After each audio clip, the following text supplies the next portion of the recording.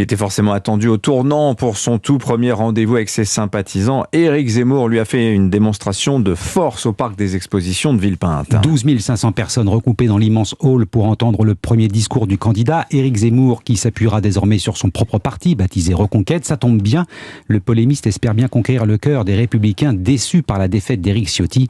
Hier soir, les clins d'œil étaient plus qu'appuyés. Reportage Alexandre Chauveau.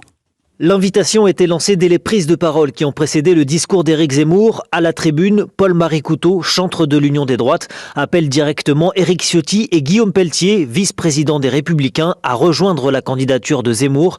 Celui-ci enfonce le clou quelques minutes plus tard. Je tends la main aux électeurs, aux cadres, aux sympathisants des Républicains, dont beaucoup ont été représentés par mon ami Éric Ciotti. Votre place est parmi nous.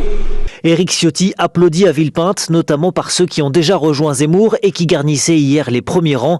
Parmi eux, Laurence Trochu du mouvement conservateur, ex-Sens commun, soutien de François Fillon en 2017, mais aussi Jean-Frédéric Poisson, ancien participant à la primaire de la droite en 2016, ou Christine Boutin du Parti chrétien-démocrate.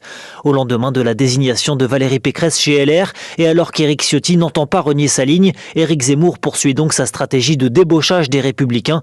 Mais seuls des sondages favorables dans les prochaines semaine lui permettrait d'espérer de tels ralliements qu'il aimerait également voir venir du côté du Rassemblement national. Éric Zemmour qui a connu un début de meeting agité alors qu'il fendait la foule pour rejoindre la scène.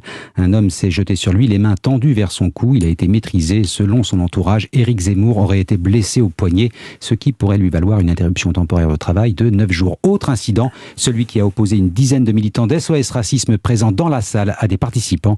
Un début de bagarre a éclaté. L'association va porter plainte.